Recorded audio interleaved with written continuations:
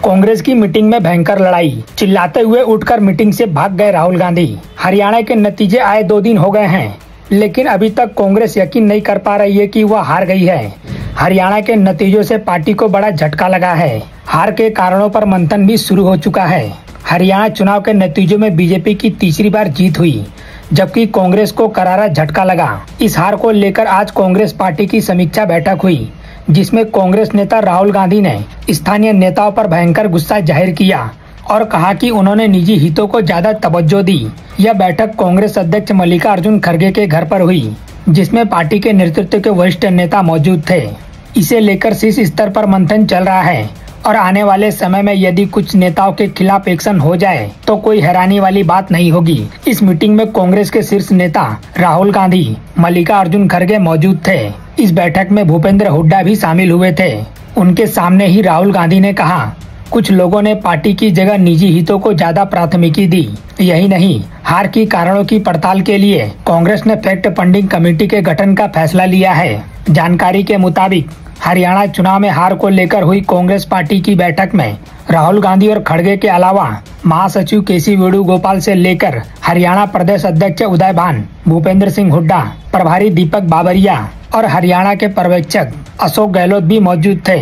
बताया जा रहा है कि कांग्रेस पार्टी की यह बैठक भारी बवाल के बाद बेनतीजा ही खत्म हो गई। माना जा रहा है कि राहुल गांधी की यह बात भूपेंद्र सिंह हुड्डा को संदेश देने के लिए ही थी।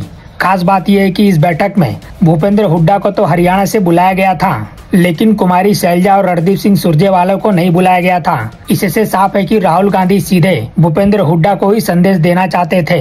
इसी के चलते उन्होंने कुमारी शैलजा और सुरजेवाला को बैठक में नहीं बुलाया। हरियाणा चुनाव में पार्टी को मिली हार को लेकर राहुल गांधी ने तीखी प्रतिक्रिया दी और कहा कि पार्टी की जगह निजी हितों को ज्यादा प्राथमिकता दी गई। कई लोगों ने तो मंच भी साझा नहीं किया था और भाजपा को इसका पूरा फायदा मिला। बताया जा रहा है कि इस बैठक में राहुल गांधी स्थानीय नेताओं पर काफी ज्यादा नाराज हुए। कांग्रेस पार्टी की यह मीटिंग ज्यादा लंबे समय तक नहीं चली, बल्कि आधे घंटे में ही खत्म हो गई। राहुल गांधी इतना नाराज हुए कि वो बैठक छोड़कर तुरंत चले गए। कांग्रेस नेता अजय माकन ने कहा, हार के कारणों पर चर्चा की गई। पूर्व मुख्यमंत्री भूपेंद्र हुड्डा और कुमारी शैलजा के मतभेदों पर अजय माकन ने कहा, हार के बहुत सारे कारण हैं, जो चुनाव आयोग से लेकर नेताओं के मतभेद तक हैं। इन्हीं सब कारणों पर चर्चा हुई और आगे भी चर्चा करेंगे। अजय माकन ने मीटिंग के बाद बाहर आकर कहा, इतना बड़ा उलटफेर, एग्जिट पोल जो कह रहे थे, बड़े से बड़ा सर्वे जो कह रहे थे, सभी के सभी एक साथ गलत साबित कैसे हो सकते हैं। आधे घंटे की मीटिंग में इस मामले में किसी फैसले तक नहीं पहुंचा जा सकता है। आज की मीटिंग में हमने आगे की रणनीति पर चर्चा की है। आगे जो भी होगा उसकी जानकारी केसी वेणुगोपाल देंगे। कहा जा रहा है कि हरियाणा चुनाव में हुड्डा ने अकेले ही 72 टिकट दिए थे। ऐसे में अब ऐसा नतीजा आना उनके लिए ही चिंता की बात है। दरअसल चर्चा तेज है कि भूपेंद्र हुड्डा ने कमलनाथ की तरह ही काम किया। जैसे मध्य प्रदेश में वही अकेले कमान संभाले हुए थे, उसी तरह हुड्डा ने भी किसी अन्य को मौका नहीं दिया और गुटबाजी साफ दिख रही थी। हार की ये भी एक वजह है। आने वाले दिनों में इसके चलते भूपेंद्र सिंह हुड्डा के खिलाफ कुछ बड़ा एक्शन भी हो सकता है। बता दें कि बीजेपी हरियाणा के विधानसभा चुनाव में 90 में से 48 सीटों पर प्रचंड बहुमत हासिल की है। वहीं 10 साल से सत्ता में रही बीजेपी के खिलाफ सत्ता विरोधी लहर का फायदा उठाने में नाकाम रही कांग्रेस 37 सीटें ही जीत पाई है। इसके अलावा इनेलो ने 2 सीटें जीती हैं। साथ ही निर्दलीय उम्मीदवारों ने भी जीत हासिल की है। हालांकि उन्होंने बीजेपी आला कमान से मुलाकात के बाद समर्थन देने का घोषणा कर दिया है। फिलहाल इस खबर में इतना ही। बाकी अपडेट के लिए बने रहिए लाइव टीवी न्यूज के साथ। हरियाणा में सरकार के खिलाफ कथित माहौल के बाद भी कांग्रेस की बुरी तरह हार हुई और पार्टी सरकार बनाने से चूक गई। हरियाणा में कांग्रेस क्यों हारी, इसके कई वजह सामने आने लगी है। प्रदेश में गुटबाजी भी हार की बड़ी वजह रही। हरियाणा विधानसभा चुनाव में मिली हार से कांग्रेस को बहुत तगड़ा झटका लगा है। कांग्रेस को इस हार का अंदेशा नहीं था। परिणाम से पहले कांग्रेस अपनी जीत को लेकर पूरी तरह से आश्वस्त थी। यहाँ तक कि नेताओं और कार्यकर्ताओं ने जश्न की तैयारी भी कर ली थी, लेकिन नतीजों ने ऐसा उलटफेर किया कि सब बेमानी हो गया। इस बीच पार्टी के दिग्गज नेता और राज्यसभा सांसद रणदीप सिंह सुरजेवाला ने एआईसीसी के महासचिव पद से इस्तीफा देने की पेशकश की है। सुरजेवाला का मानना है कि जो नियम कानून उदयपुर चिंतन शिविर में बने, जिस पर रायपुर अधिवेशन में सोनिया गांधी, राहुल गांधी और प्रियंका गांधी वाड्रा की मौजूदगी में मुहर लगी, उसी को स्वीकार करते हुए सुरजेवाला ने जवाबदेही और जिम्मेदारी का सवाल उठाते हुए इस्तीफा फेंकने की पेशकश की है। उनका कहना है कि 5 साल महासचिव रहने के बाद बदलाव पर मुहर लगी थी, वो इम्प्लीमेंट हो। रणदीप सुरजेवाला ने अपने इस्तीफे के जरिए 3 कांग्रेस के बड़े नेताओं को टारगेट पर लिया है। उनका पहला टारगेट मल्लिकार्जुन खड़गे, दूसरा टारगेट केसी वेणुगोपाल और तीसरा टारगेट अजय माकन है। उनका मानना है कि कांग्रेस पार्टी में एक व्यक्ति एक पद का सिद्धांत तय किया था, लेकिन ये सिद्धांत रसातल में चला गया है।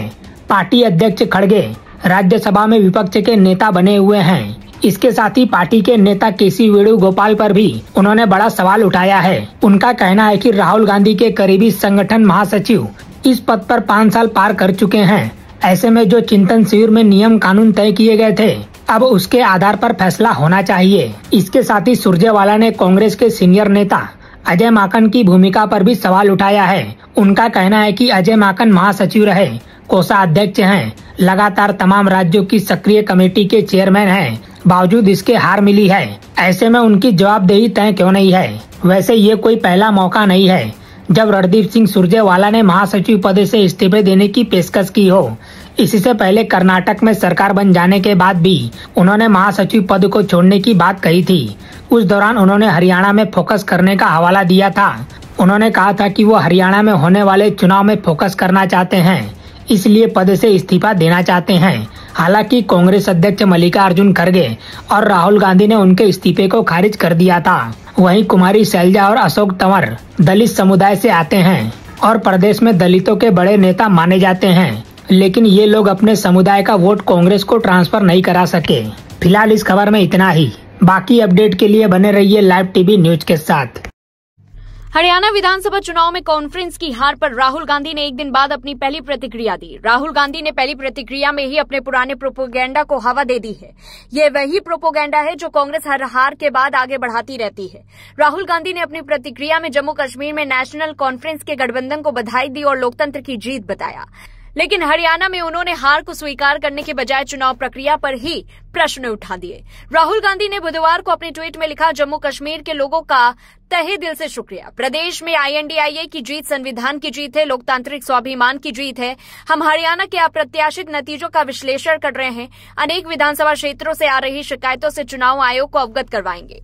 राहुल गांधी के सीट से साफ होता है कि वे जम्मू कश्मीर में कांग्रेस गठबंधन की जीत को तो लोकतंत्र बचाने का प्रमाण पत्र जारी कर रहे हैं, लेकिन हरियाणा की हार को पचा नहीं पा रहे।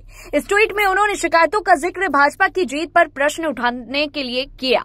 हरियाणा के नतीजे आने से पहले सभी एग्जिट पोल्स और चुनावी पंडित बता रहे थे कि कांग्रेस सत्ता में आ सकती है। नतीजों के दिन हरियाणा में सब कुछ समय रुझानों में कांग्रेस आगे चल रही थी। इस समय कांग्रेस प्रवक्ता और नेता जश्न के मूड में थे। इस दौरान न ही राहुल गांधी और न ही बाकी कांग्रेस नेता ईवीएम पर अथवा चुनाव पर प्रश्न प्रक्रिया उठा रहे थे। कुछ कांग्रेस प्रवक्ता बता रहे थे कि भाजपा 20 सीट भी नहीं पार करेगी, जबकि कुछ अति उत्साही प्रवक्ता प्रधानमंत्री मोदी को ही जलेबी भेजने को लेकर अट्ठास कर रहे थे। जब चुनाव नतीजे के रुझानों में कुछ देर के बाद भाजपा आगे होने लगी और कांग्रेस को लगा कि उनसे जनता का मूड भांपने में गलती हो गई, तो उन्होंने अपनी पुरानी ट्रिक लगानी चालू कर दी। ऐसा पहली बार नहीं हुआ है जब कांग्रेस ने अपनी सुविधा के हिसाब से चुनाव प्रक्रिया और ईवीएम को कटघरे खड़ा किया हो। इससे पहले लोकसभा चुनाव में जब भाजपा बहुमत के आंकड़े से नीचे रह गई और कांग्रेस समेत बाकी पार्टियों की सीटों में इजाफा हुआ, तब उन्होंने ईवीएम पर प्रश्न नहीं उठाए। तेलंगाना, हिमाचल प्रदेश और कर्नाटक में जीतने पर भी ईवीएम सही रही। जब कांग्रेस मध्य प्रदेश, राजस्थान और गुजरात जैसे राज्य हारी, तो उसने चुनाव प्रक्रिया और ईवीएम पर ही सवाल उठाने चालू कर दिए। ईवीएम पर सवाल उठाना कांग्रेस की खींच को दर्शाता है, क्योंकि सुप्रीम कोर्ट तक ईवीएम को क्लीन चिट दे चुका है। सुप्रीम कोर्ट ने इस दौरान यह भी कहा था कि वह मात्र इसलिए ईवीएम पर रोक नहीं लगाएंगे क्योंकि किसी को इस पर संदेह है। कांग्रेस और उसके नेताओं को यह समझने की जरूरत है कि जब चुनाव होता है तो उसका परिणाम 2 ही तरीके का हो सकता है, या तो आपकी पार्टी जीतती है या फिर हार जाती है। जीतने पर आपकी जिम्मेदारी है कि आप सरकार का गठन करें और जनता से किए गए वादे निभाएं।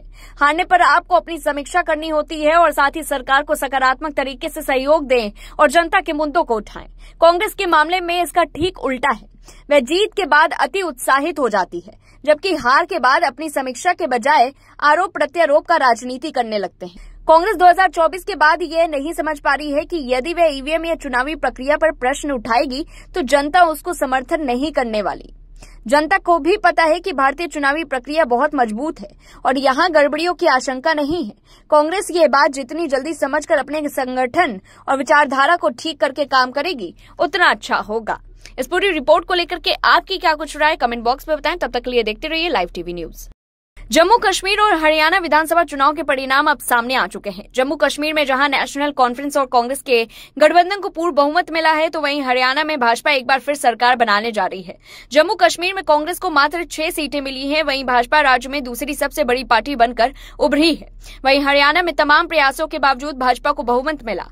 कांग्रेस के खराब प्रदर्शन पर जहां भाजपा द्वारा लगातार कांग्रेस पर हमले किए जा रहे हैं, वहीं दूसरी तरफ इंडी गठबंधन के दलों द्वारा भी कांग्रेस को इस रिजल्ट के आने के बाद आत्ममंथन करने की सलाह दी जा रही। इसी बीच हरियाणा चुनाव में गड़बड़ी के आरोपों को लेकर चुनाव आयोग ने कांग्रेस अध्यक्ष मल्लिकार्जुन खड़गे को पत्र लिखा। कांग्रेस ने आरोप लगाया है कि चुनाव नतीजे के दौरान वोटों की गिनती जानबूझकर कम स्पीड से की गई। वहीं कुछ नेताओं ने तो ईवीएम तक पर सवाल उठाए।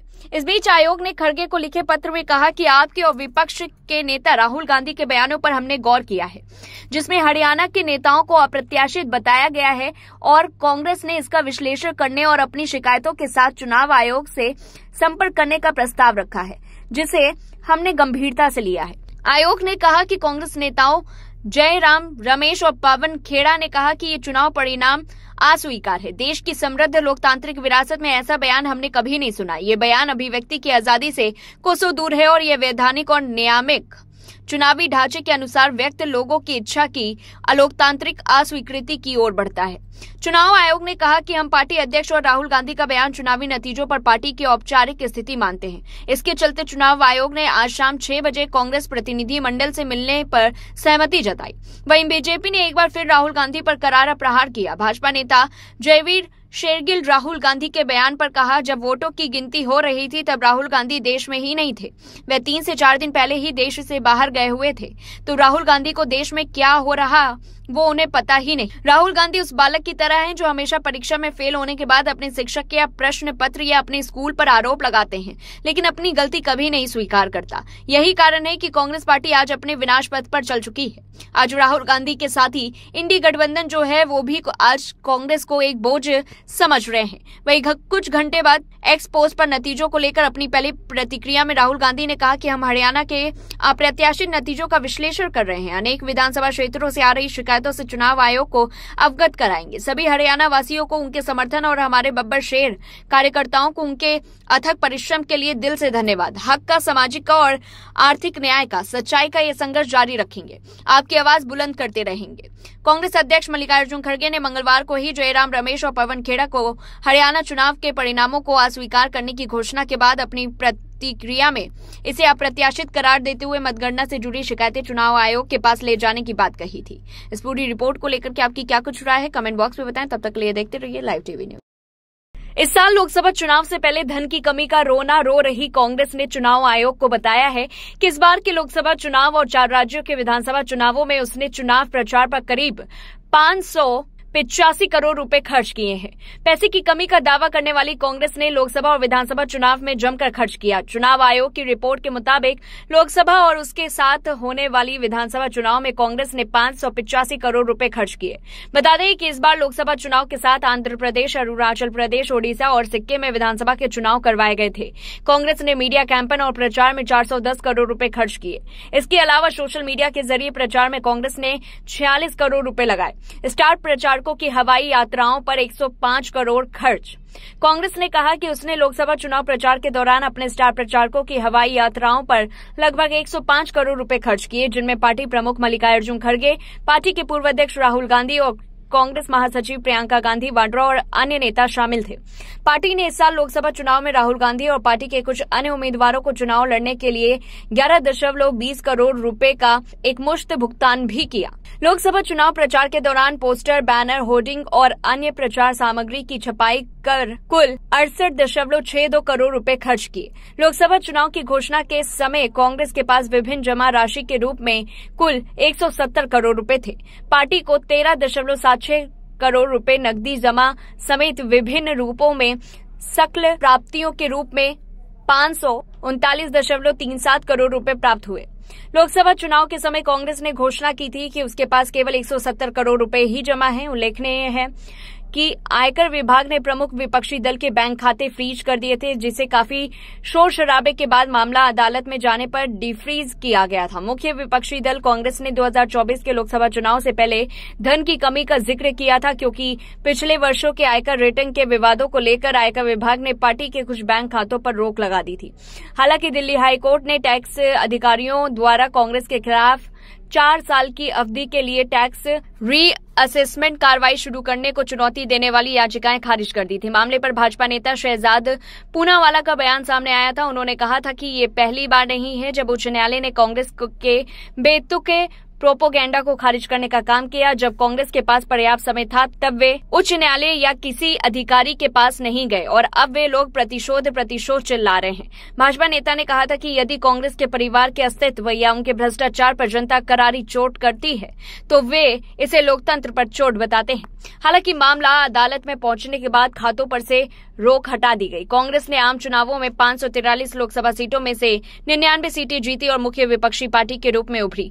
भाजपा लगातार तीसरी बार सत्ता में लौटी है। इस पूरी रिपोर्ट को लेकर के आपकी क्या कुछ राय है, कमेंट बॉक्स में बताएं। तब तक के लिए देखते रहिए लाइव टीवी न्यूज। दिल्ली के बजट में 31 सालों से पहली बार 7,000 करोड़ का घाटा होना आम आदमी पार्टी सरकार की विफलता का सबसे बड़ा प्रमाण है। माननीय मुख्यमंत्री और वित्त मंत्री श्रीमती आतिशी मार्लेना ने बजट में इस राशि का प्रावधान तक नहीं किया, जिसका अर्थ है कि दिल्ली सरकार के पास न तो अस्पतालों की मरम्मत का पैसा है और न कर्मचारियों की सैलरी देने का। बजट पास करते वक्त अरविंद केजरीवाल ने बड़े बड़े दावे किए थे, लेकिन सच्चाई तो यह है कि आम आदमी पार्टी सरकार ने फिर से दिल्ली वासियों के साथ धोखा किया। 1993 में दिल्ली विधानसभा के पुनर्गठन के बाद 31 साल में पहली बार दिल्ली सरकार राजकोषीय घाटे की ओर की बढ़ रही है। आलम यह है कि सरकार के पास अब अपने अधिकारियों कर्मचारियों को देने के लिए 2 माह के वेतन जितना ही राजस्व बचा है, जबकि इसमें प्रतिबद्ध व्यय राशि जोड़ी ही नहीं गई। यदि यही स्थिति रही तो जल्द ही सरकार को केंद्र से आर्थिक मदद मांगनी पड़ सकती है और यह अभूतपूर्व स्थिति दिल्ली सरकार के वित्त विभाग की बजट शाखा ने मुख्यमंत्री आतिशी, जो वित्त मंत्रालय भी देख रही हैं, इसी माह की शुरुआत में भेजी गई एक रिपोर्ट में बयां की गई है। लेकिन इसी बीच दिल्ली सरकार ने आज कैबिनेट बैठक की, जिसमें कई बड़े फैसले लिए गए। इसमें सबसे प्रमुख है दिल्ली के विधायकों की विधायक निधि में बढ़त करना। दिल्ली सरकार की कैबिनेट बैठक में विधायक निधि 10 करोड़ से बढ़ाकर 15 करोड़ की गई है। यह जानकारी मुख्यमंत्री आतिशी ने कैबिनेट बैठक के बाद हुई प्रेस कॉन्फ्रेंस में दी।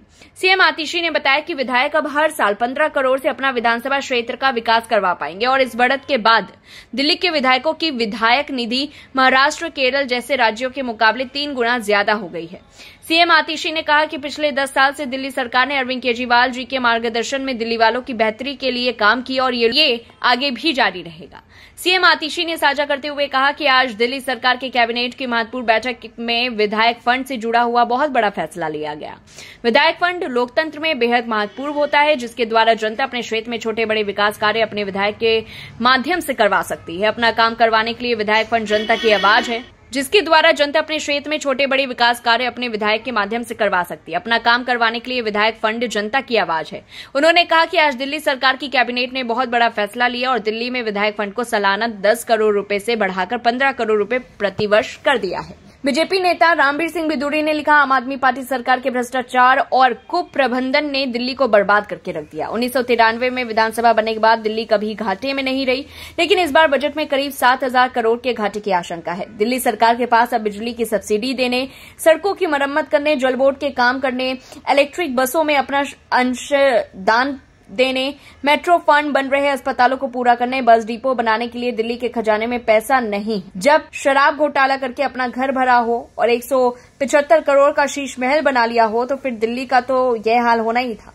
आम आदमी पार्टी की केजरीवाल सरकार ने अपने 10 साल सत्ता संघर्ष की भेंट चढ़ा दी और आज दिल्ली को ऐसे आर्थिक संकट में धकेल दिया जहां विकास तो ठप हो ही गया, अब जनहित की योजनाएं भी रुकती नजर आ रही हैं।